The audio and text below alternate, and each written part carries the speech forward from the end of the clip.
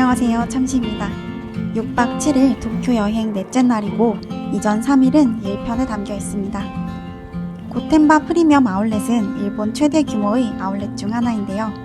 편도 1시간 30분 정도로 살짝 고민하게 되는 거리라 브랜드를 먼저 보고 가세요. 저희는 나이키, 아디다스, 오클리, 오니츠카 타이거 이런 제품들을 보고 가서 만족스럽게 구매하고 왔고요. 프라다, 생로랑, 구찌, 보테가, 셀린느, 폴로, 알프 로렌 등이 있습니다. 미국계 아울렛이라 브랜드 구성이 미국식이라고 합니다. 그럼 고텐바 아울렛 장점 3가지만 빠르게 훑고 갈게요. 나이키, 아디다스, 골프, 빔즈 같은 캐주얼한 상품들은 확실히 저렴합니다.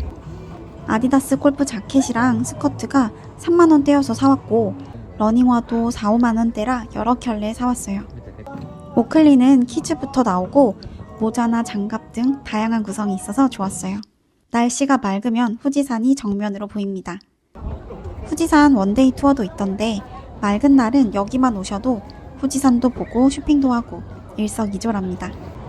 한 번에 가는 버스가 있어서 편하게 이동이 가능합니다. 우선 네이버 블로그 알쏭달쏭 사이버 세상님 너무 감사해요. 버스 예매하는 방법을 정확하게 알려주셨거든요. 제가 더보기란에 링크 달아줄게요. 신주쿠역과 도쿄역 출발 2가지가 있고 편도 2,200엔이었어요. 저는 신주쿠에서 탔는데 JR 남쪽 출구에서 뉴우먼 방향으로 가시면 여기서 타실 수 있거든요. 4층으로 올라가면 바스타 신주쿠와 연결이 됩니다. 오픈 시간, 돌아오는 시간에 맞춰서 매진되는 경우가 많으니까 전날이라도 꼭 예매하세요. 저는 쉑쉑도 먹고 재밌게 놀다가 6시 차 타고 돌아왔어요. 도쿄스테이 아오야마 프리미어를 제가 엄청 추천했는데 조식은 아니라고 말씀드렸잖아요. 대신 호텔 바로 앞에 프랑스 가정식 느낌의 레스토랑이 있었어요. 아침 세트 메뉴나 키쉬, 타르트 등을 판매하는 곳인데 직접 착즙한 오렌지 주스, 유기농 커피, 글루텐 프리 빵들이라 엄청 신선하고 맛있더라고요. 저는 오늘의 스프와 바게트를 주문했는데 보나페티라고 해주시는 거예요. 이렇게 예쁜 말 한마디가 정말 중요하다고 새삼 느꼈어요. 마지막 호텔은 APA 호텔앤리조트 롭본기 에키히가시입니다. 사실 마지막 호텔은 도쿄에 와서 급 예약한 곳인데요. 대욕장이 있고 도쿄 타워 뷰가 나오는 방이 많아서인지 한국 분들이 많이 모였어요. 방에서 보이지 않더라도 도쿄 타워 근처라 오가며 자주 볼 수 있으니까 좋더라고요. 벌써 5째 날인 오늘은 와세다 대학과 아키하바라, 츠지한 비어홀 일정입니다. 와세다 대학은 게이오오 대학과 함께 쌍벽을 이루는 일본 사립대이기도 하고요. 삼성의 이병철, 이건희 회장, 그리고 무라카미 하루키가 이곳 출신인 것으로 유명합니다. 관광지가 아닌 대학교 교정을 한번 느껴보고 싶었거든요. 그리고 하루키 도서관에도 방문해보고 싶었는데요. 결론적으로 제가 방문한 날에는 문을 열지 않는다고 해서 들어가 보진 못했어요. 방학 땐 특히 안 하는 날이 많대요. 그래도 전등 아래에서 책도 읽고 기념품 상점에서 마그넷도 사고 소기의 목적은 이룬 것 같습니다. 또 하나 절대 아쉽지가 않은 건 바로 츠지한 카구라자카점이 근처에 있다는 건데요. 도미 육수를 부어서 먹는 걸로 유명한 츠지한 본점은 하루 종일 대기가 많아요. 저도 다른 지점 갔다가 줄 보고 포기했는데요. 카구라자카점은 비교적 한가한 지점이라 2시 반쯤 방문했더니 대기가 3팀 정도밖에 없더라고요. 마구로, 중뱃살, 오징어, 연어알, 새우가 기본으로 들어가고 타케는 연어와 게살이 추가되고 마츠에는 우니까지 추가되는 구성이에요. 처음에 주신 도미는 반쯤 먹고 남겨두라고 하시더라고요. 산처럼 쌓인 카이센동도 살살살 비벼서 드시다가 반쯤 남았을 때 두면 도미 육수를 부어주십니다. 아까 남긴 도미도 넣고요. 이날 날씨가 정말 추웠는데 고소하고 따뜻한 육수에 얼었던 몸이 다 녹아내렸어요.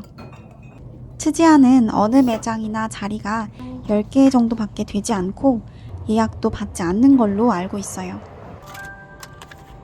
2시, 3시쯤 방문하시면 기다림이 적을 거예요. 저는 여기가 너무 맛있어서 다음에도 배고픔을 참고 3시에 방문하려고요. 점심을 먹고 가차폰의 성지라는 아키하바라에 갔는데 정말 독특한 제품이 많더라고요. 마그넷이나 키티도 여기 있는 건 다른 곳에서 못 본 제품이었어요. 하라주쿠에서 키디랜드도 갔었고 긴자 산리오 스토어에도 들렸는데요. 무난하고 예쁜 제품을 사신다면 긴자 산리오가 제일 좋더라고요. 무지 파우치를 몇 년 동안 잘 써서 하나 더 사러 갔다가 밤 라떼도 사고 쿠키도 사고 노트랑 펜도 샀네요. 제가 기념품이나 액세서리는 잘 안 사는 편인데 일본은 항상 뭔가를 사게 만드는 것 같아요.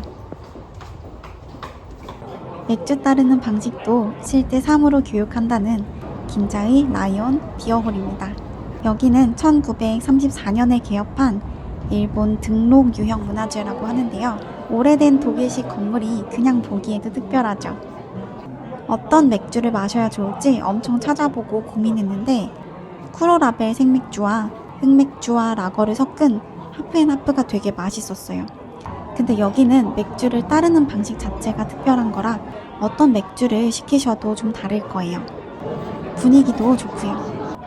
저녁 10시까지 영업하고 웨이팅도 긴 편이거든요. 마찬가지로 저는 5시에 방문해서 줄 안 서고 들어갔습니다.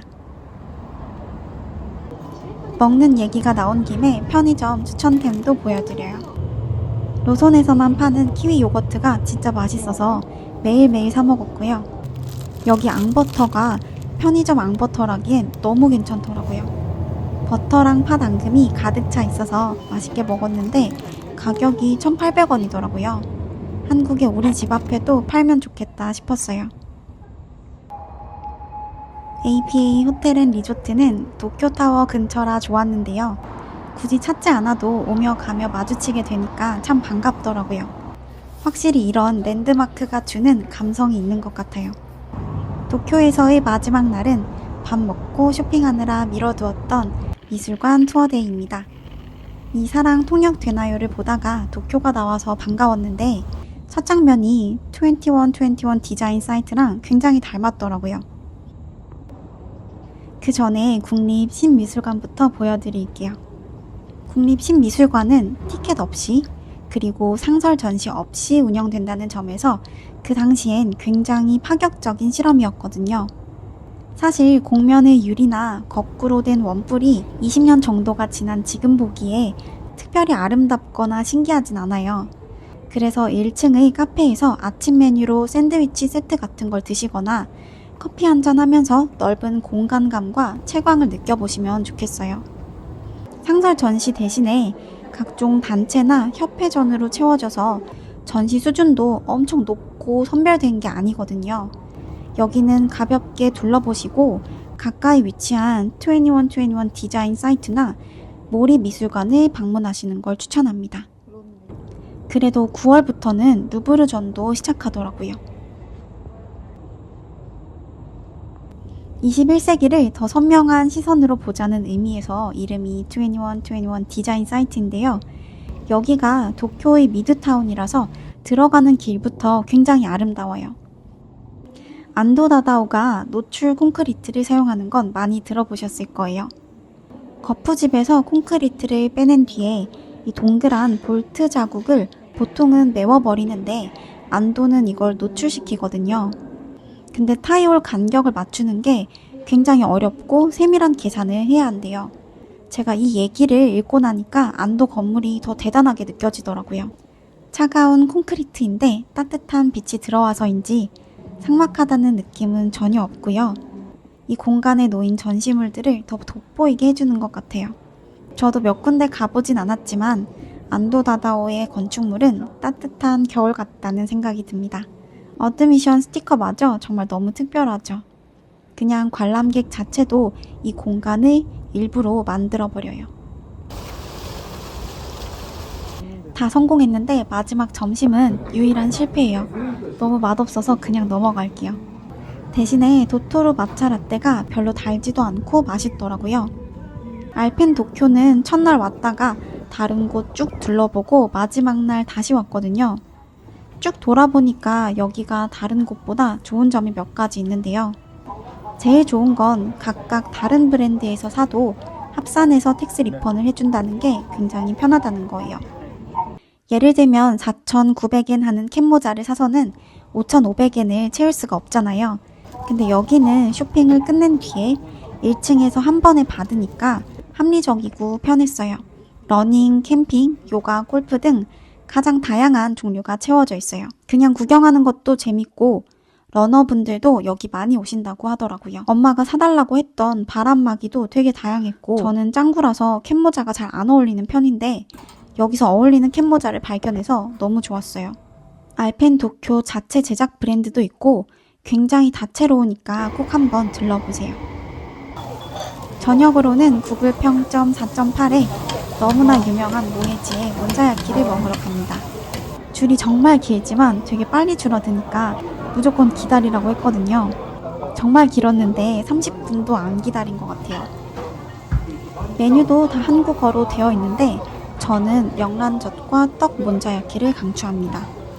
문어나 김치도 많이 시키시던데 대신 좀 짜거든요. 그래서 떡이나 치즈를 꼭 추가하세요. 다 섞어주시고 부어주시고 심지어 뭐 한국말로 말도 걸어주셔요. 내가 할 건 하나도 없지만 딱 한 가지.